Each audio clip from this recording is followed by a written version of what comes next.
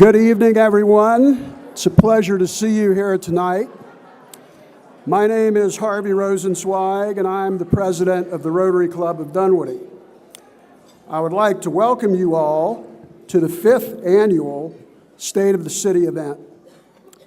This is a special opportunity for all of us to hear about the progress, momentum, and outlook for our new and vibrant city of Dunwoody. Although it's actually not so new now, it's 5 years old. Before we begin, I would like to give special thanks to the platinum sponsors for our event. JAT is the host of the VIP reception, and Jacobs Engineering and Dunwoody Green John Weiland Homes were also platinum sponsors. Please join me in a round of applause for their generosity.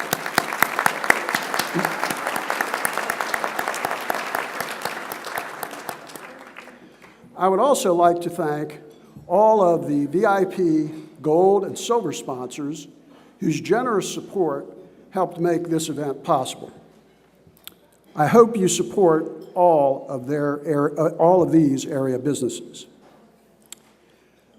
The Rotary Club of Dunwoody is a group of nearly 100 business and professional leaders from throughout the greater Dunwoody area, committed to providing services both locally and globally. Rotary's motto is service above self.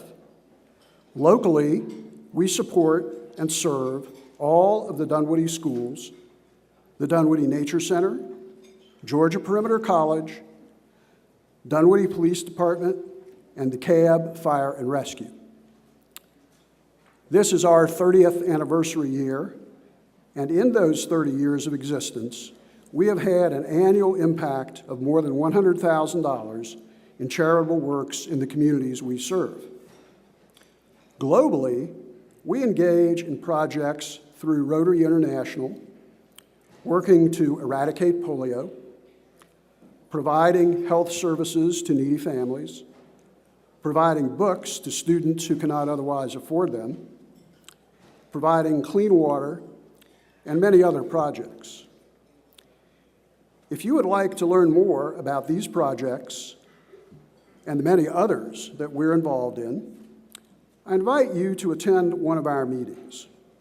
We meet every Friday morning at 7:15 at the Westin Atlanta Perimeter North at the Concourse. Also, any of the Dunwoody Rotarians who are here tonight will be happy to tell you more about who we are and how we serve.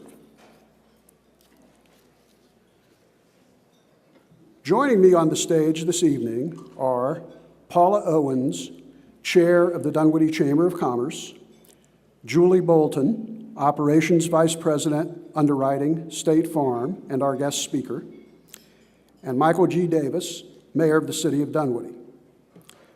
Now it is my pleasure to introduce to you Paula Owens. Paula has, yes, please, let's do that. Paula has had a lengthy career in the banking business, most recently with Wells Fargo, serving as a senior vice president and community executive responsible for the performance of 6 retail branches, including Dunwoody and Sandy Springs. Over her career in banking, she has held various leadership positions. She is also involved in the community, serving 2 chamber boards. She is a former treasurer of the board of Brandon Hall School, and she is a member of the Sandy Springs Society Mercy Care Wings and was in the 2009 class of Leadership Sandy Springs. She has lived in Sandy Springs for 22 years with her husband Marshall, and they have 2 grown children. Please join me in welcoming Paula Owens.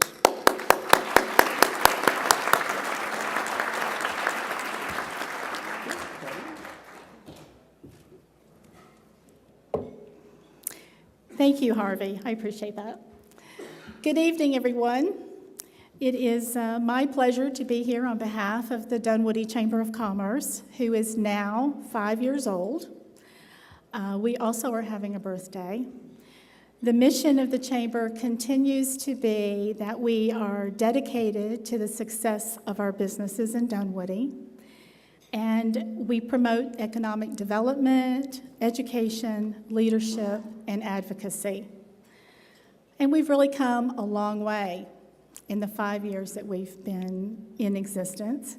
And we owe that to a lot of the people that are in this room tonight.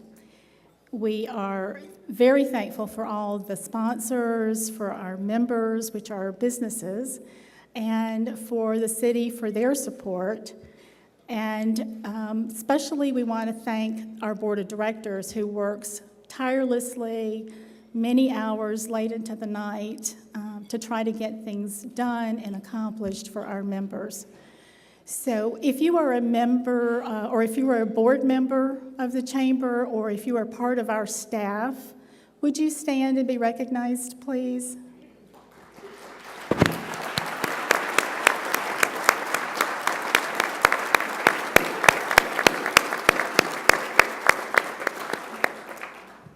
Thank you guys for all that you do. We are really working very hard to live up to our mission. This year, along with our new executive director, Beth Summers, we're really focusing on our members, our businesses, and really adding value where we can to their membership, while also being their voice in the community. We've enhanced our membership levels, and we've looked for different ways that we could bring attention to our businesses in Dunwoody. And so we have really tried to give more bang for the buck. I think that must have been written by a banker. But additionally, and a focus that I am extremely proud of, is our education initiative. The quality of our schools are so important. They can attract businesses to our area, to Dunwoody, or they can detract from coming here. All of our businesses want their employees to be very comfortable and have a great quality of life. So the employees also want to make sure that the schools where their children will go are great schools. So this is an important initiative. Our education initiative really brings about a lot of attention to the schools in Dunwoody, but it does so in a very positive way.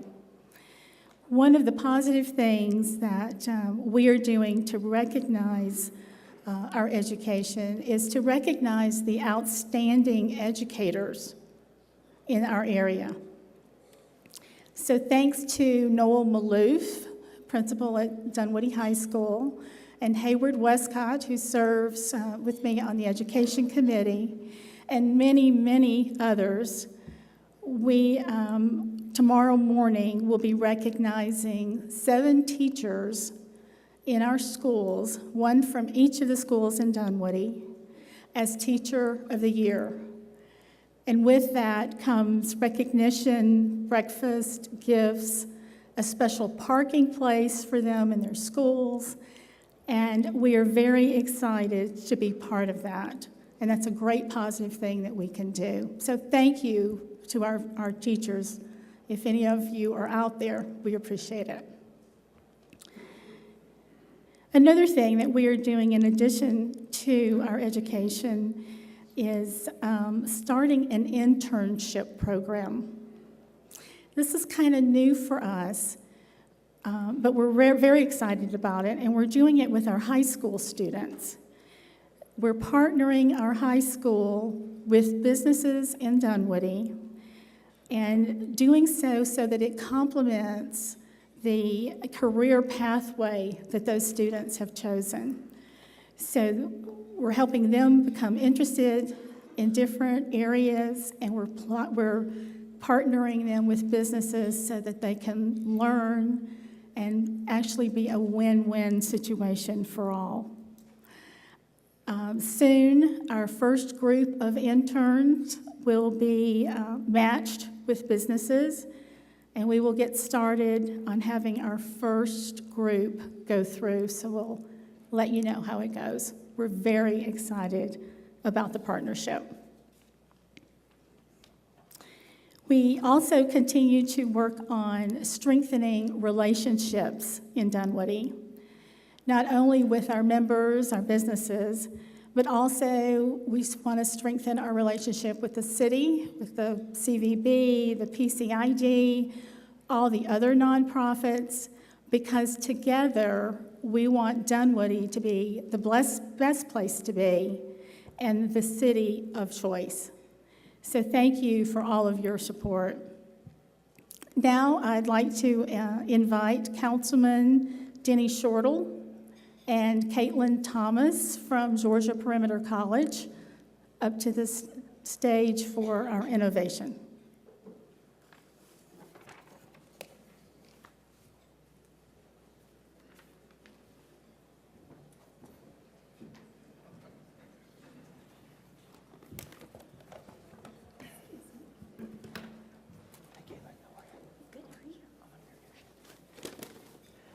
Good evening, ladies and gentlemen. Please stand for the posting of the colors and remain standing for the invocation, the Pledge of Allegiance, the singing of the national anthem, and the retirement of the colors. The color guard this evening is provided by Dunwoody High School Junior ROTC unit, and the members of the unit are right over here. The commander tonight is Cadet Maldonado. He will carry the national colors. The other members of the color guard are Cadet Montefar, Cadet Kokar, and Cadet Botch. The national anthem tonight will be sang by Caitlin Thomas from Georgia Perimeter College. March on the colors.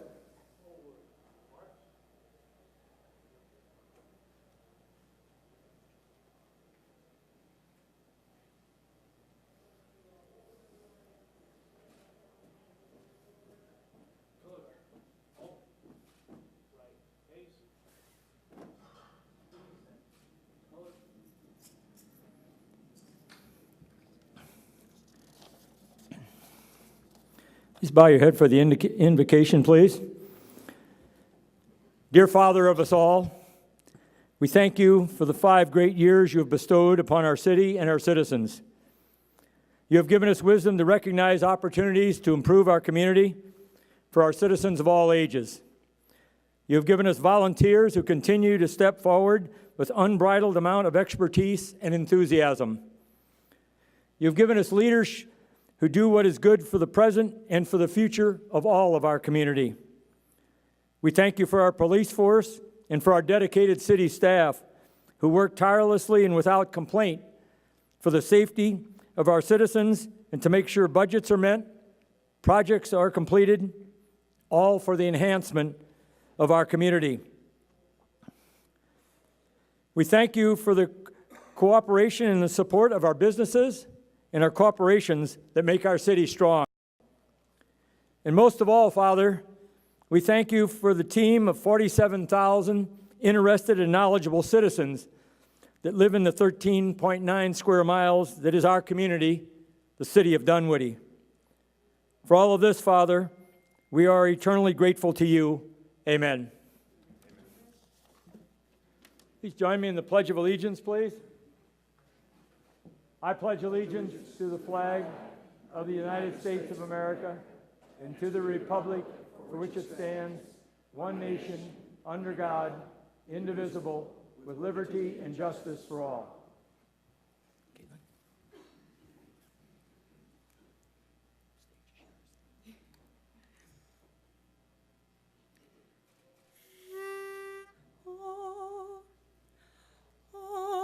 Say, can you see by the dawn's early light what so proudly we hailed at the twilight's last gleaming, whose broad stripes and bright stars through the perilous fight o'er the ramparts we watched were so gallantly streaming, on the rocket's red glare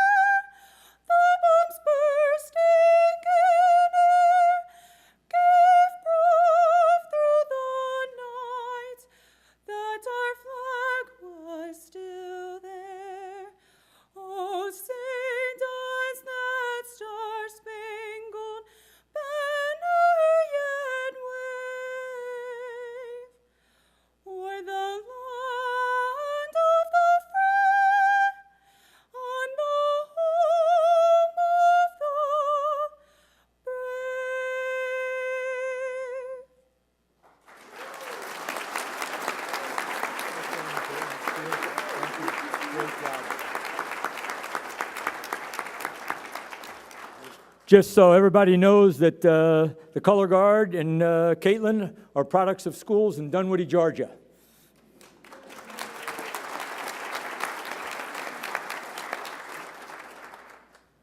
Retire the colors.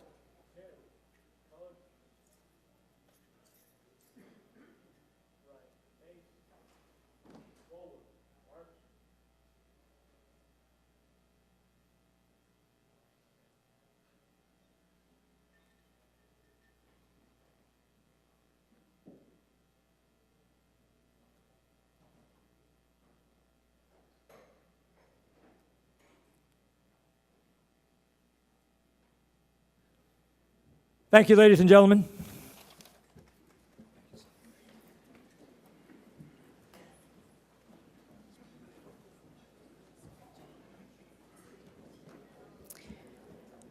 Thank you, Denny, and thank you, Caitlin. It was beautiful.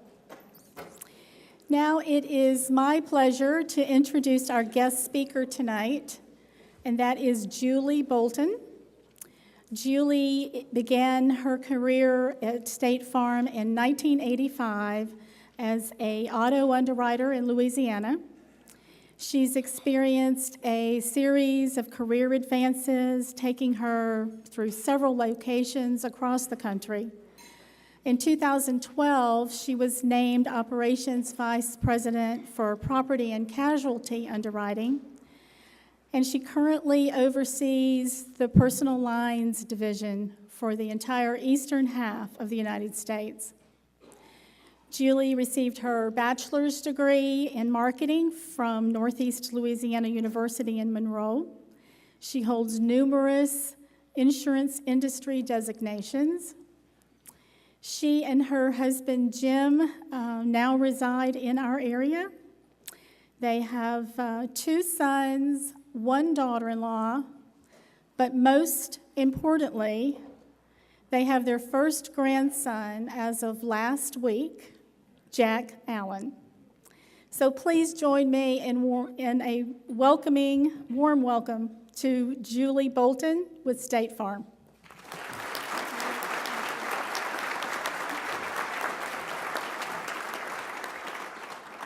Thank you, Paula. I guess the reason I came tonight was to make new friends because, and Paula's my first new friend. We just moved, my husband Jim and I just moved to the beautiful area of Atlanta just about 8 months ago, and we have loved every minute of it. So thank you, Mayor Davis, for asking me to be here tonight, for Paula, the introduction, and I have another new friend here as well, so thank you very much. It's good to be with you, and thank you for asking me to come and speak with you tonight and share with you just a little bit about what's going on with State Farm here in the Dunwoody area. I have been with State Farm for about 29 years, and it's been a big part of my life. My mom was with State Farm for many years, so I kind of have grown up with the company. And it really means a lot to me to represent State Farm here tonight and share with you some of the things that we have going on. As you may have noticed or you may have heard, State Farm has a very large presence not only here in Atlanta, but we're also building up rather large operations in the cities of Phoenix and Dallas. And it just so happens I've lived in both of those locations and now get a chance to live in the Atlanta area. We have other operations across the United States, and our headquarters, it's in Bloomington, Illinois, but we have kind of a new focus now on some of these large metropolitan areas, and that's what I was going to talk with you about tonight. We've partnered with KDC, and a couple of our more new friends I've made tonight are here with us to build a very large operation here in the Dunwoody area. We've purchased about 17 acres of land right here in Dunwoody and plan to build some what we call live, work, and play environments. And again, we're doing that in Dallas and Phoenix as well, but right here in the city of Dunwoody, you're going to see very soon we'll be breaking ground and building some over 2 million square foot operation. It will have retail space. There'll be live, work, and play. We're going to see restaurants going in there. There will be a hotel, and then State Farm is going to be a big player in that facility as well as we expand our presence in this area. So we're pretty excited about that. Pretty soon, we'll begin breaking ground. I was thinking it was summer. It might be just a little bit sooner than that, as we were talking about just a little bit earlier. And we plan to occupy those facilities hopefully around the end of 2016. So it's going to take a little bit of time to get that built, but we are going to occupy it in a couple of years. But that doesn't mean we're waiting that long to begin to hire people. Now, we've already have several thousand people in the Johns Creek area, but in the last year, and in fact, just this week, we've celebrated our first anniversary in the Hammond Exchange, and we've already hired about 2,600 people here in the Dunwoody area.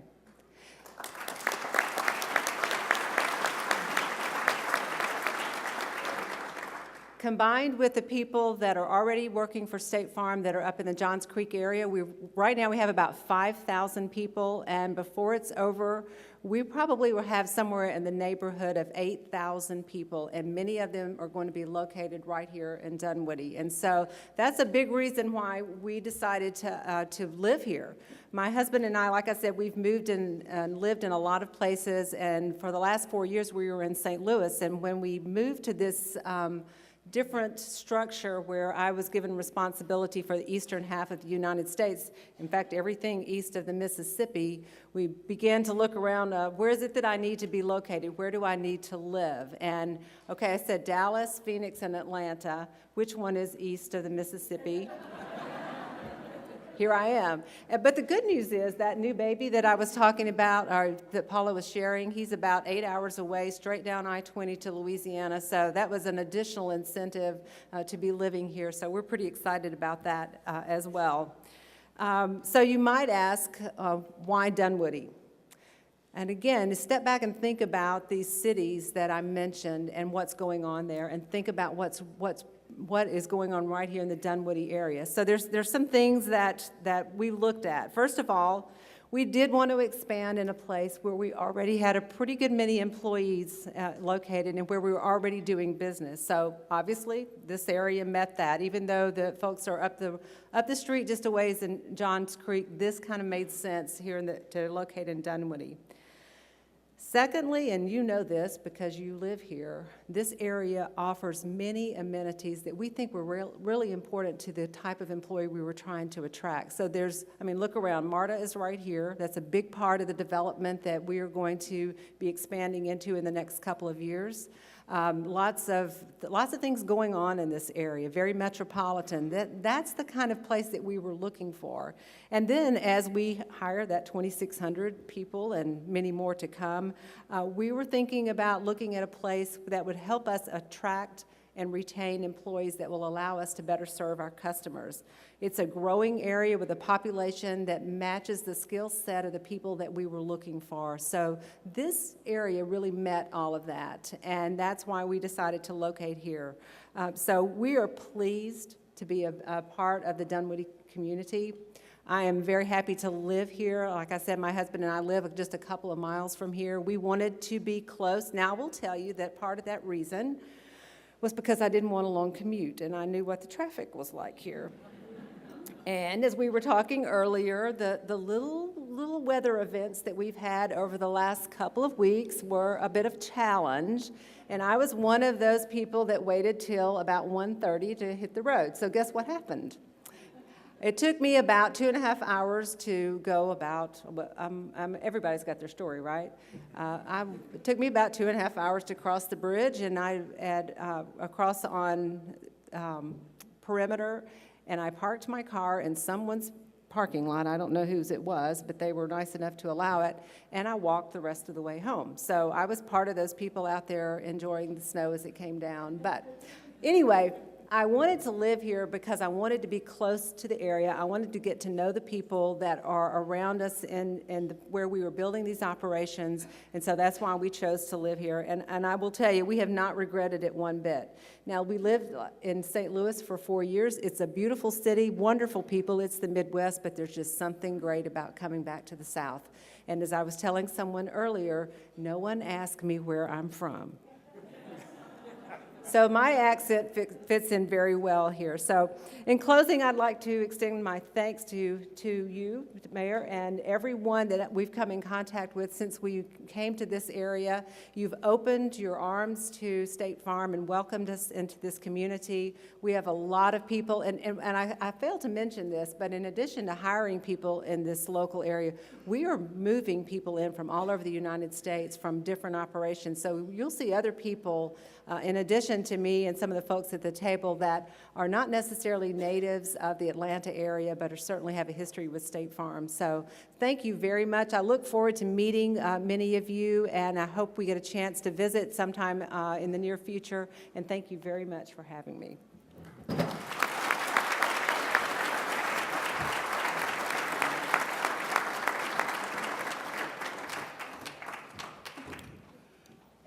Thank you very much, Julie. We certainly welcome State Farm's expanded presence in Dunwoody, and we're happy that you and your husband are already Dunwoody residents. It's now my pleasure to introduce our mayor, Michael G. Davis. For the past 22 years, Dunwoody Mayor Michael Davis and his family have called Dunwoody home. While he was born and raised in the Northeast, he has adjusted to the South. People may ask him where he's from. I don't know. He tells them he's from Dunwoody, obviously. And proud of our 5-year-old city. He was elected mayor by the residents of Dunwoody in 2011 and ran on a platform of creating and running small, efficient, responsible local government. Based on more than 30 years of experience leading and managing businesses of varying sizes, Mayor Davis promotes a strong foundation of city governance and a balanced approach to growth and development. His previous experience in the business world includes his role as president of My Georgia Doctor, a position which he relinquished in order to run for mayor of Dunwoody. He also worked with Johnson Financial Group. In addition, he was a sales executive of Vulcan Performance Chemicals and has more than 25 years of sales experience in the chemical industry. Mike has been married to his wife, Mary Pat Davis, for more than 19 years and is the father of 4 girls. He has always been an active community participant and volunteer, serving on the board of directors of Murphy Candler Girls Softball Association, and he has coached 19 girls softball and basketball teams over the years. He is a sports enthusiast and was an Alta tennis coordinator and team captain, and has run the Peachtree Road Race 17, well, I think it may be 18 now, times. Please join me in welcoming our mayor, Mike Davis.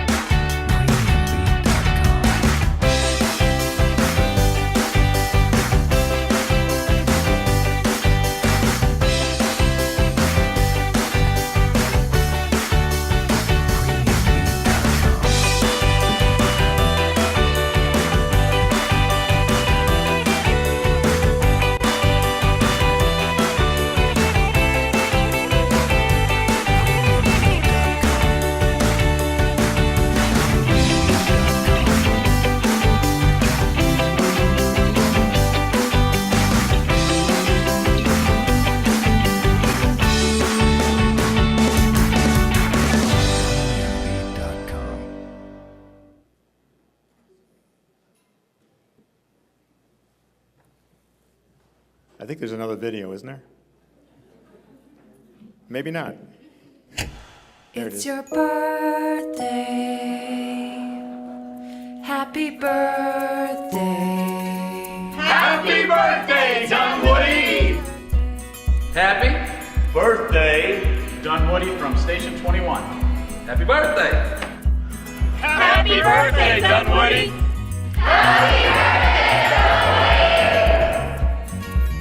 Happy birthday, Happy birthday, Dunwoody! to you.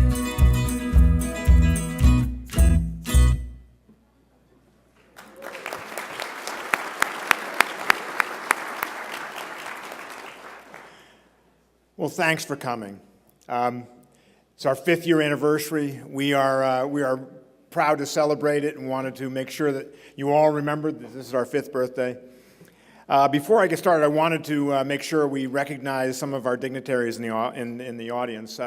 And since I forgot to do this last year, first and foremost, my wife, Mary Pat.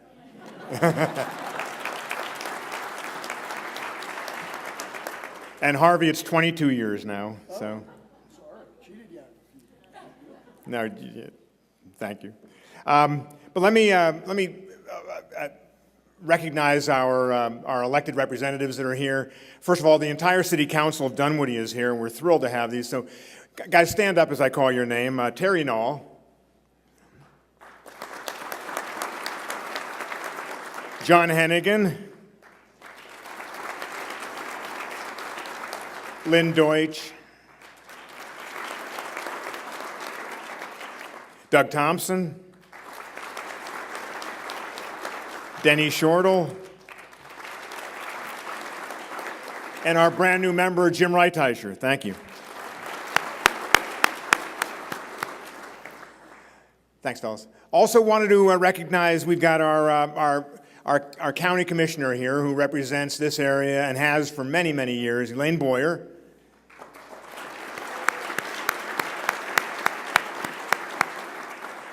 Our just last week appointed new sheriff, Jeff Mann. Are you here, Jeff? And also our just appointed new fire chief for DeKalb County, Darnell Fulham. Darnell, there you are. Thank you, sir. So I want to thank the Chamber of Commerce and the Rotary for putting all this together. All of what you see here, all the gift bags, all this is really their doing, and we appreciate you guys so much. This is pretty much the story of Dunwoody. Nothing happens in Dunwoody without the volunteers to step forward and make these things happen. And as Harvey said, we couldn't do it without our platinum sponsors, JAT, Jacobs Engineering, John Whelan Homes and Neighborhoods, the creators of the Dunwoody Green Development. John Whelan is actually here. Thank you, John. We appreciate you. So this is our 5th birthday. 5 years, brand new city. You know, we started in 2008, with a lot of hard work, a lot of dedicated citizens.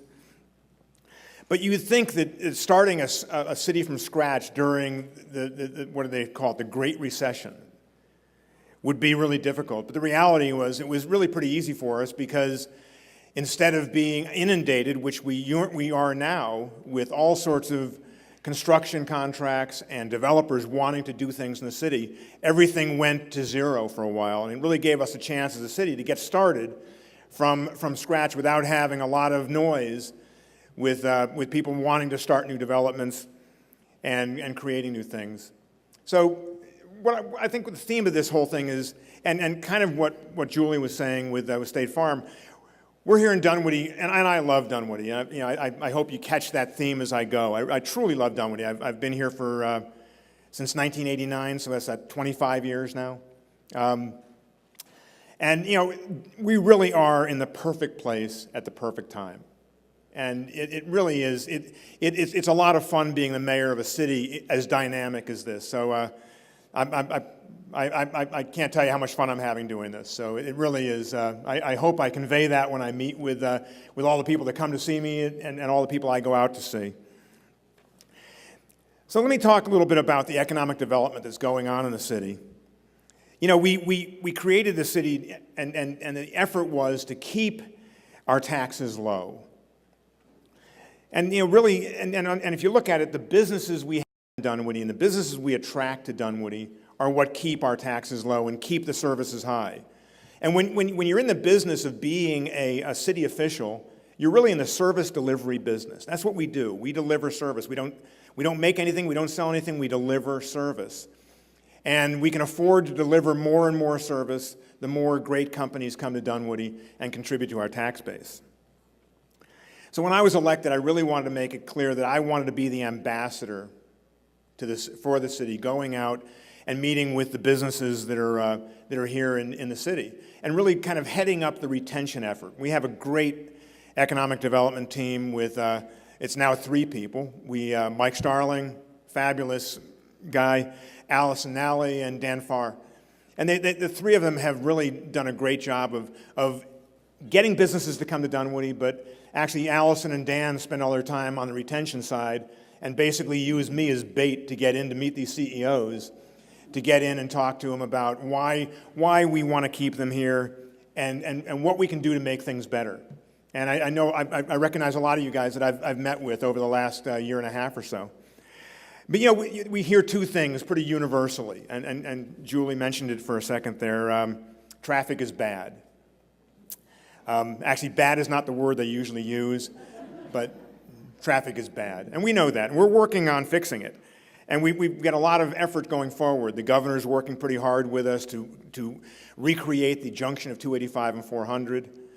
We're working on making it a better commute for people. But the reality is that what used to be a half-hour commute is now turned into an hour-and-a-half commute for a lot of people. And I don't think we can fix that. I think they're going to have to move to Dunwoody and buy our houses. So that's what I say. So the other thing that we hear a lot from people, and we meet with these people on a regular basis. As a matter of fact, last year we met with 120 companies specifically for retention efforts. And so we hear the traffic thing, but the other thing we hear, and Julie hit on this also, is the ability to hire the employees you want. And it really is the truth of what's going on here in Dunwoody is people want to work here because you can live here, you can work here, you can play here, and it's the place to be. So we've attracted some great companies. Crystal's headquarters has moved here from Chattanooga. Computer Generated Solutions is new. Le Meridian took over the W Hotel and is here. Spent $20 million on the refurbishment of that, and then of course State Farm, the big deal.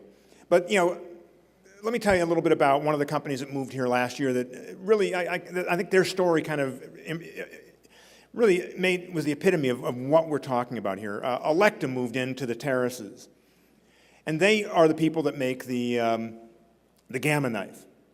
And I don't know if you're familiar with that, but that basically is the helmet they put on people with brain cancer, and it shoots different kinds of rays into their head, and when the rays come together, they kill the cancer. Pretty sophisticated stuff. Well, they manufacture this, and this is their headquarters here in the U.S., and it's all about wanting to be in Dunwoody because they needed to be near a really good hotel because they're attracting doctors and technicians from all over the world to be trained, and they're usually here for a week or 2 weeks. They needed to be near a really good hotel, and they're actually almost attached to the Le Meridian. They wanted to be near good shopping, good restaurants, good transportation, and that's why they came. And that's a story we hear on a pretty consistent basis. We're here because all these pieces are in place. So that's what we're working on the economic development front. Let's talk a little bit about infrastructure. I mentioned a little bit about 285 and 400, and that's obviously outside our purview, but it's obviously a big deal in Dunwoody because what happens when 400 and 285 turn into a parking lot? There's nothing we can do as a city. The entire city comes to a screeching halt. But what we can do as a city is start working on the sidewalks, the repaving, and the stormwater and all that kind of stuff. So over the past 5 years, we've done 5 miles of sidewalks, and we have 21 more miles of sidewalks on the agenda. This year alone, we repaved 23 centerline miles of paving. That's over 50 miles in the last 5 years. In the stormwater department, we've done 26 major pipe replacement projects this year. And just to give you an idea, we have 131 miles of infrastructure under the ground that you never see, with over 10,000 drainage structures. And most of this, if you've ever looked at this, I think we have some pictures up here eventually, but most of this ends up being made out of corrugated pipe that has a lifespan of about 35 to 40 years. Guess how long we've been in business as a city? about 35 to 40 years. This was all farmland before that. So all of this structure is starting to deteriorate, and it behooves us to be taking care of this. So as I said, we did 26 major pipe replacements. We've got a bunch of big ones on the agenda coming up. Each one's going to cost a couple $100,000 apiece. Just for instance, right over near Chewy's, we have a 96-inch pipe, which is 8 feet tall. You can drive a car through it. And that's made out of the same stuff. So we're having to fix that. That's the kind of stuff that that you never see, and you never really figure out where the money went, but that's the kind of thing we have to fix. So we're going to have a busy year in 2014 going forward with more of these projects. But if you see your front yard starting to cave in, give us a call.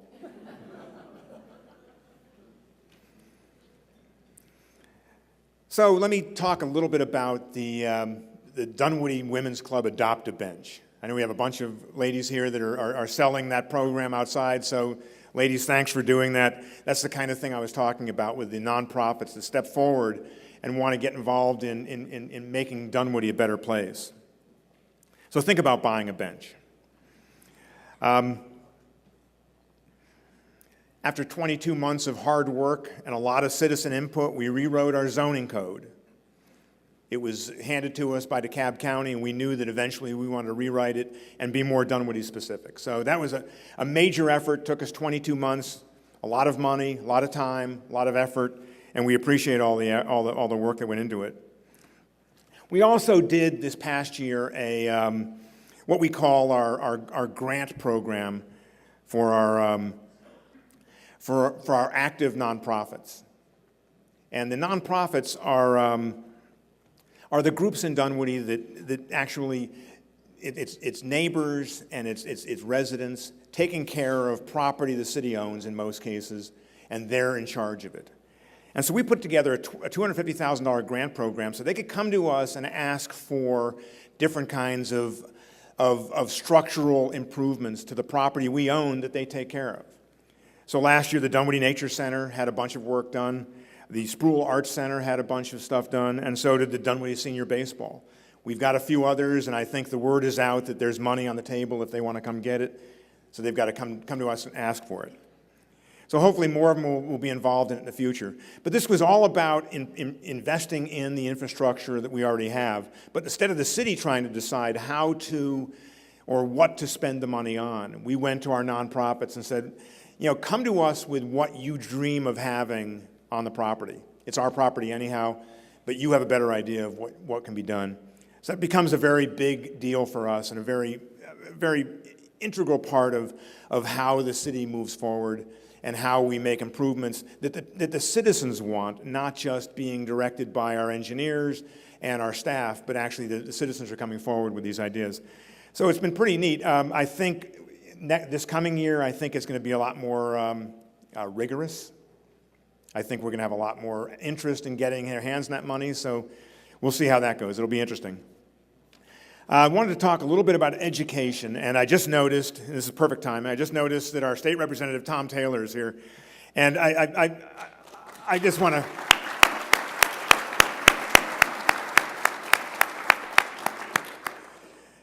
We asked Tom last year to step forward and try to do something that everyone said is impossible. And we're not all sure it is possible, but we're going to try. We're going to try really hard. Everybody said it was impossible for us to become a city, and Tom led the effort to make that happen. Thanks.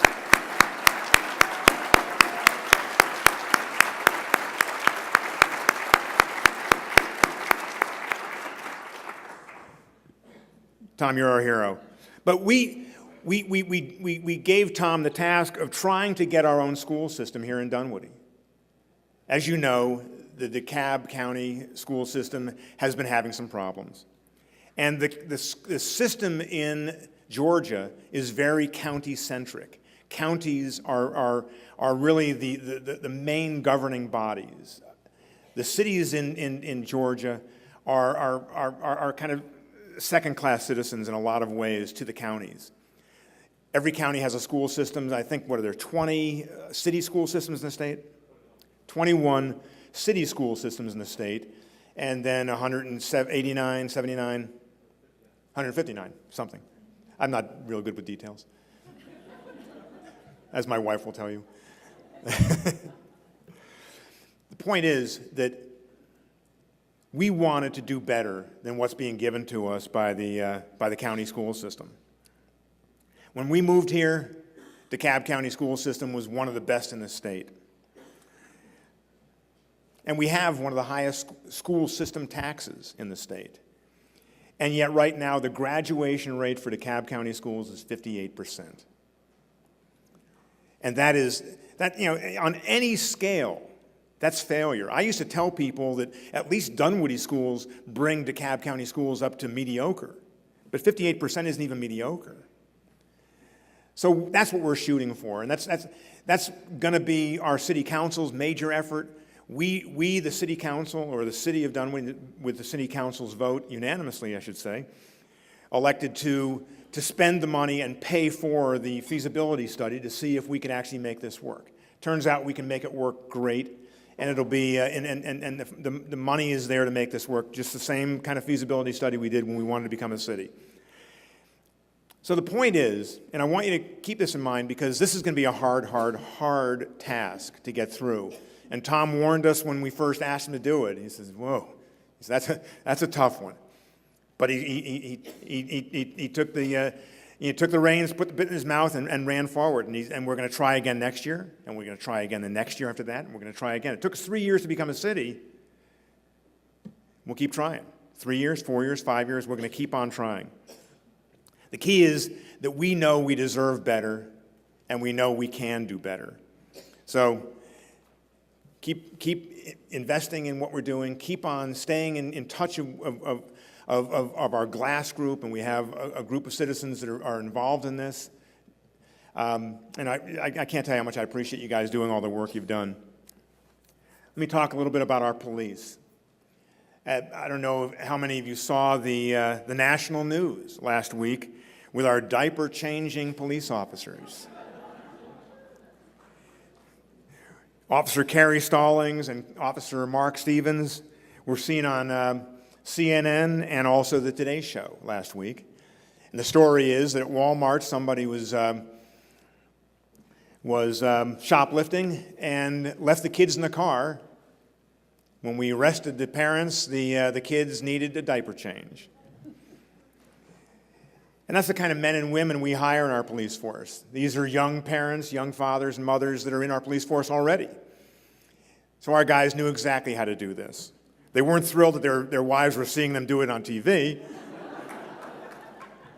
but they showed the best side of Dunwoody. And the point is that 80% of the guys we hired back or not just the guys, but the men and the women that we hired back in 2009 when we first became a police force, 80% of them are still on our police force. We hire based on character. And Billy talks about this, Billy Grogan, our police chief, talks about this all the time. This is what we're looking for, these kind of guys who know how to do this and step right up. I know we hire the best police officers in the metro area. And these are the kind of guys that really do want to work for the city. But the key to our success in the city and the key to our success everywhere is safety. And we really harp on this. And I'm a big believer in making sure that we have the right size police force. And I'll talk a little bit about some of the things we've done to improve our police force. But, it's the people that come here to work. It's the people that live here. It's the people that come here to shop. It's the people that come dining. If they didn't think that Dunwoody was a safe place to do all those things, you think they'd come here? No, they wouldn't. And the key is, if we're not perceived as being safe, we lose. So I'm always pushing forward with what our police chief is asking for additional effort and additional manpower. So last year we added a crime response team. There's a 4-man unit that we can deploy as needed all over the city. Everybody else is doing their regular beats, and these guys can be sent out for all sorts of different things. And it really does help so everybody else can stay on the job. Speaking of that, we also hired a transport officer. Up until last year, When one of our police officers arrested somebody, he also had to drive him to the jail in DeKalb County down on Memorial Drive. Now we save a few of them up, and our transport officer drives them down in the paddy wagon. Just keeping our guys back on the street. You like the word paddy wagon, Denny? Got a big smile from Denny when he heard that. We're adding the Iron Sky program to the city. Iron Sky is a video surveillance system. A few of us went to see what was being done at Midtown Blue down in Midtown. And Midtown Blue has the Iron Sky system, so does Sandy Springs and a number of other areas. And the cool thing is that you can actually tap in. So if you've got a suspect fleeing, they can move from one set of cameras in one city to the next and follow the person all the way through. But the high-definition cameras, we were at Midtown Blue and sitting, and Terry and I were watching this, and they had a guy from, the camera was on the top of Colony Square at 14th, and there was a guy standing at the corner of Pershing Point, which is 9 blocks away, and he reached in his pocket to get out a pack of cigarettes, and you could tell what brand it was. That's how it was amazing. That's how high definition is. So we're installing 7 cameras now in our parks, and I am hoping that we're going to install more and more. And I think this is just an example of just smart policing, where you don't have to have officers everywhere, but you've got the high definition cameras, you've got the ability to change where the camera is aimed, and you also save the video for, I think we save it for a month or something. We added AEDs to our police cars. These are the automatic defibrillator units for people with heart attacks. We've saved several lives just this past year with those. Let me talk a little bit about code enforcement. We got in a little trouble recently because one of the apartment complexes sued us because we were being a little overzealous in our code enforcement on our multifamily units, mainly our apartment units. But we proved that we were doing it randomly. We weren't picking on any one kind of unit. We weren't picking on any part of town. We weren't picking on any age. We did it randomly, and they ended up dropping the case. Matter of fact, they just dropped the case last week. So we know we're doing it right, but the whole point of this is stopping the apartment spiral that we've seen in the North Metro area for the past 20, 25 years that I've lived here, where they start out as really nice, fancy apartments, and 25 years later, it's where our police spend all their time. And we think we can stop that spiral by enforcing the codes, by making sure that the life safety issues are taken care of by our owners of these apartment units. And it's working. And we were accused of being overzealous, but they gave that fight up because they realized we were doing everything by the book and doing it right. And the whole point of this is to make sure that we as a city are protecting our citizens, all of our citizens, and also making sure that that apartment spiral does not continue to happen. And we all, everyone in this room has seen this. So we've inspected 31 of the 32 apartment complexes in Dunwoody. We're going back for seconds now. We had over 10,000 life safety code violations in those 31 apartment complexes.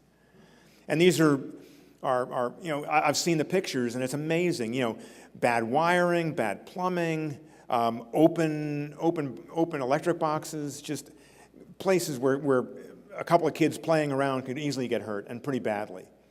And so we've really forced the apartment owners to really take better care of this. And the reality is the ones that have stepped up and done it have actually seen the ability to raise their prices and keep a higher quality of tenant. And that's what it's all about, is making sure that we have the resources in place so that these apartment complexes can take safe care of the people that live there.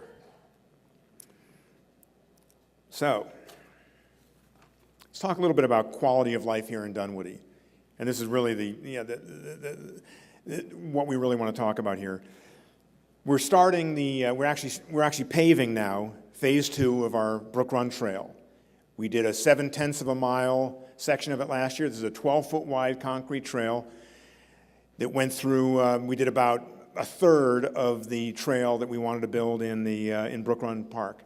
Now we're going and finishing the loop. So by the end of this summer, I think, we should have all 2 miles done with a full loop. We're excited about that. It's been very, very popular. It's being used by the people that come to our food truck Thursdays and all the other events that happen in that park, lemonade days, all the things that are happening there. That trail is just adding to it. Soon we'll be adding that park into our Project Renaissance. I'll talk a little bit about that with the Dunwoody Green that we're building in Renaissance Park, the old pipe farm that we had in Georgetown. We're building 2 parks right there, and they're both about ready to be opened. John Whelan Homes is building 100 homes, over 100 homes in that area, and they're already being sold. Last I went by there this past weekend, they've bought 11 lots from us, and 10 of them are sold. 2 of the houses are already coming out of the ground. So cool things are happening here, and great things are happening in that part of town. That's always been a part of town since I've lived here that was kind of looking for an identity. We bought the property, the pipe farm, at the bottom of the market out of foreclosure. It turned out to be a great investment for us. We've got these parks going in. We also bought across the street, as you probably know, the old Emory Hospital, and we have 19 acres over there. And we're putting more parks over there and more John Whelan homes. So that's what's going on in that part of town. But if you think about all of the character areas in our city, except for Dunwoody Village, they all share a border with some other city. So you've got Georgetown with Chamblee. You've got Williamsburg Jet Ferry with Sandy Springs, and obviously Perimeter area with Sandy Springs also. The Peeler Winners Chapel area is shared with Peachtree Corners. But Dunwoody Village is special. It's where we're doing our Main Street project. And if you think about the new cities, one of the problems all of the new cities have is identifying their center of their city. A city is identified in many cases by its downtown. The new cities, as a rule, don't have that. We have it more than most do. Most of them are having to kind of scratch their heads and walk around and try to figure out where to put their center of the city. At least Dunwoody is lucky. We already have. Dunwoody Village has always been identified by our citizens as the center of our city. So we're doing our Dunwoody Main Street project. And the whole point of this is to do something along the lines of a Canton Street up in Roswell. And we're already having a lot of the restaurants that you see in Midtown, that you see in the Highlands, that you see up in Roswell and Canton Street, are asking us about when are we going to be able to look at something that we can build along this section of Main Street. So we're in the process. We hope to have it, if weather permitting, we hope to have it ready, the Main Street project to be done in time for our 4th of July parade. And as you State Farm guys need to know, we have the largest 4th of July parade in the state. So you'll want to be there. But if you think about the other character areas in the area, you know, with Georgetown and Chamblee, we're talking to Chamblee about doing some sort of an LCI, a livable centers initiative, where we can combine what's going on in Dunwoody and Chamblee and make that seamless. We're talking to Williamsburg at Jet Ferry area with Sandy Springs. We're talking to our friends in Peachtree Corners over at the Winners Chapel Peeler area. That area is always, I think we coined the word failure to thrive. That area has struggled for many years. Finally, Walmart came in with their new grocery store concept, and we think just because Walmart has stepped into that area, that entire area is going to turn around now. And we've already got a couple of restaurants that have popped up on the Dunwoody side. Empire Pizza is one. We also have an AutoZone that just popped up over there. So you think about what's going on in these areas, and it really is important to understand, you know, that all of our most of our character areas are shared with another city. So we need to work with these other cities. We work with the PCID and Sandy Springs and Brookhaven in the perimeter area right here. We can't do it alone. Neither can they.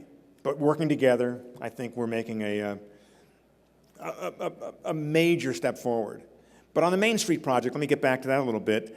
We've already attracted, Marlowe's, First Watch, Cafe at Far, Mojo Burrito, and we also have a new chef-driven pizza restaurant that took over the old, what used to be the Pizza Hut, then it was High Cotton, last it was Peter's, now it's going to be Novo. And I think that's going to be one that's going to stick here. And the whole point of this Main Street project is kind of like when you go down to Park Place down near the mall or Canton Street up in Roswell, where you go out to dinner without actually having a destination in mind, except that location. And in this case, it'll be Main Street in Dunwoody, where you can go out to this part of town and whatever kind of music is coming out of the restaurant, whatever kind of friends you have sitting out on the patio, that's what's going to make your decision on where you want to have dinner tonight. And we can do that, and it's being done all over the metro area, and we're going to do that in Dunwoody now. But let's talk about some of the other things that are happening. I mentioned the Walmart and the Empire Pizza, but over in our perimeter area, we've got a couple of new restaurants. We have Davia that just came into the Target area. We have Memphis Barbecue coming into what used to be was it Shane's, whatever that barbecue was, that became last time it was Firkin and Griffin. Smoky Bones, thank you. I get the help here. So hopefully you also picked up some information outside about Engage Dunwoody. We're having a luncheon pretty soon. I don't have the date in front of me. But we're having a luncheon to honor a couple of our corporate citizens that got involved with some of our nonprofits. In this case, Old Castle and Doosan have partnered up with our friends at the Nature Center, at the Dunwoody Nature Center. And Alan Mothner, I thought I saw you earlier. There you are. Alan's the executive director of the Nature Center. Old Castle makes hard surface products. They make tiles and granite for the inside of the house, and they make a lot of paving type products, pavers and stuff like that for the outside. Well, they donated all the pavers. Doosan, who's a Korean company, owns the Bobcat Company. And Doosan said they would bring over all the Bobcats and the people to work them. Old Castle contributed all the pavers, brought in a bunch of people to help do that. Our volunteer help showed up, and we ended up solving a major drainage problem in the meadow. And so we're having Engage Dunwoody, which is honoring the corporate citizens for stepping forward and making an effort to get involved in the city. And it's one of the things I do a lot of when I'm doing these retention visits, talking to the companies. First question I ask is, are you interested in getting involved? And some of them honestly say, not really. We're busy running our business. We just happen to be here. We're happy, but a lot of them, and most of them are saying, yeah, give us something we can do. Come up with something we can do. We're not looking at throwing money at a project, but we want to do a team building exercise for our employees, that kind of thing. So we're looking for those, and we're looking to our nonprofits, like the Nature Center, to come up with projects where these companies can do good with their employees. So we're excited about that kind of stuff. So let me talk a little bit about, I missed a page here, sorry. There it is. Let me talk a little bit about the future of Dunwoody. And a couple years ago, I wrote an article in the paper, and I hope you guys saved it and read it often. And it was called, Who's Going to Buy Your House? And if you recall, the story was about the fact that you're not going to sell your house to someone your age. You're going to sell it to someone probably half your age. And I'm talking to the older people here. You young people, buy our houses. But you old guys, you guys like my wife and I, we're empty nesters with this big rambling house and a big lot, and that's all. If you're not there now, that's where you're going to get to. Your kids go on somewhere else. You don't want them to move back in with you. So in that article, I talked about the generation that follows us. And how do we encourage them to buy our houses? And the interesting thing is, and we talk about this a lot in city council meetings and just out in public, is this next generation, this millennial generation, is different than my generation, the baby boom generation. You know, I talk often, I grew up watching Leave It to Beaver. My kids grew up watching Friends and Seinfeld. And it's a different, I grew up idealizing the big house on the cul-de-sac. They grew up not having a car and having a cafe downstairs they can see their friends at. But think about the other parts of that generation. 60% of their parents are divorced. Most of them saw their parents lose value in their homes, in many cases went underwater. They saw many of their parents lose their jobs in the prime of their earning career. So this generation is looking at the world a little bit differently than we do. And I think State Farm, recognized that. And I'm going to talk a little bit about that in a second. I think State Farm is kind of the poster child for recognizing the difference in who you're hiring versus who's running the organization. Because it's two different generations with two different mindsets. So let's talk about the difference and how we have to be aware. The State Farm story, and I've heard this from enough of the State Farm people to think it's probably it's probably the truth. But they had a bunch of offices, and Julie, just raise your hand if I'm totally wrong. Actually, don't. It ruins my story if you tell me I'm wrong. They had a bunch of offices all over the country. I think it was 29 or 30 huge offices all over the country. And we're finding they could not hire these bright young kids coming out of colleges and business schools. So what they did is they went forward and tried to figure out how they could attract the right people of this new generation. And everybody I've talked to at State Farm at a high level, and Julie, you probably need more than two hands to say how many times you've moved for State Farm, right? Talked to one of their top people. He moved 19 times for State Farm, and he's in his mid-50s. He's on his third wife, but he's moved 19 times. And this new generation is not willing to commit to a company after having seen what happened to their parents with their careers and their home values. And so this generation is looking for something different. So what State Farm did is they said, we're going to change our whole business model, pick 3 major southern cities, and pick the affluent towns in those 3 major southern cities and build huge operations so that the people we hire can see the vertical opportunities for them without having to move 19 times around the country. And that's what my kids want. Our kids moved away, and we've got one in Boston. She's not coming back. Our one in San Francisco, you think she's coming back? No. Luckily, we were able to hold one here in Dunwoody and one in Woodstock, and we're trying to hold on to them. But the point is that this new generation wants something different and expects different things from their employers. And it's been interesting, all these retention visits that Allison and Michael and Dan and I go on. We see foosball tables in these offices. Didn't we see one place with a beer tap handle? We see a whole corner where they have a whole rock band set up so they can blow off some steam and play music. That's what this generation is expecting from their employer. And the employers that are trying to appeal to guys my age with, we'll give you the fancy office, the corner office with all the windows. They want an open table, and the only thing that separates them from everybody else is 2 huge screens. That's what they want. And that's what this generation is looking for. And the point is that we as a city have to understand where we're going and what we're trying to attract. And it's that generation that I'm trying to attract to Dunwoody, so they're going to buy my house at more than I paid for it.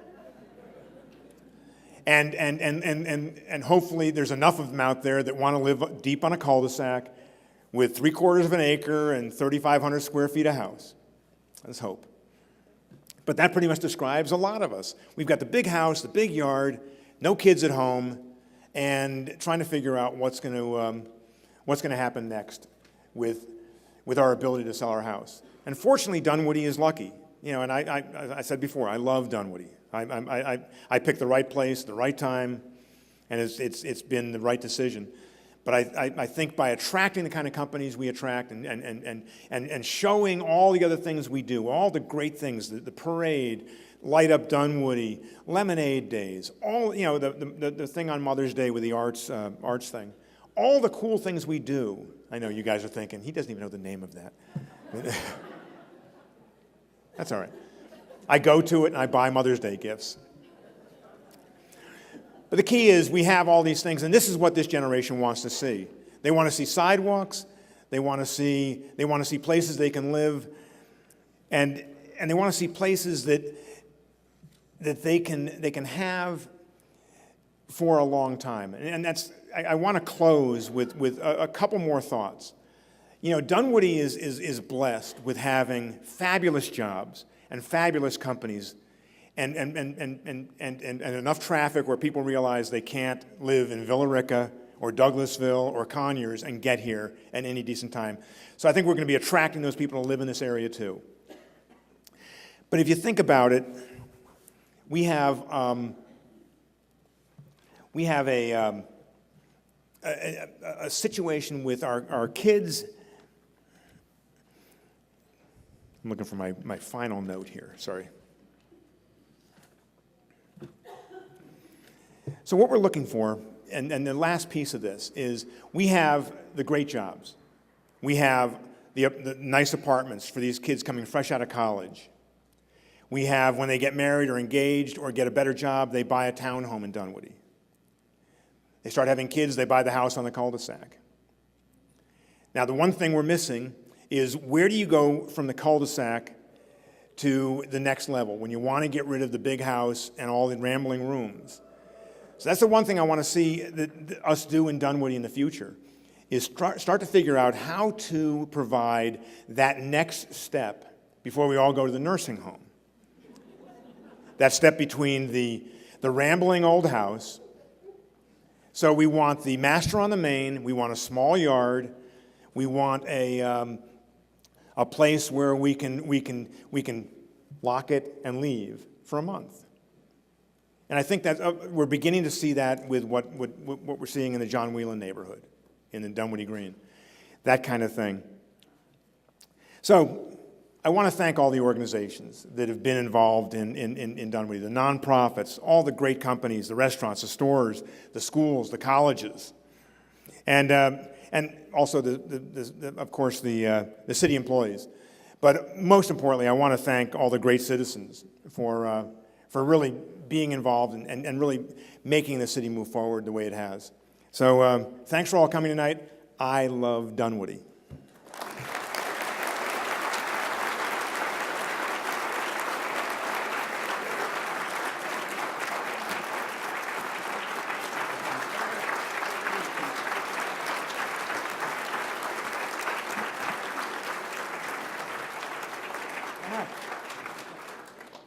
Class adjourned.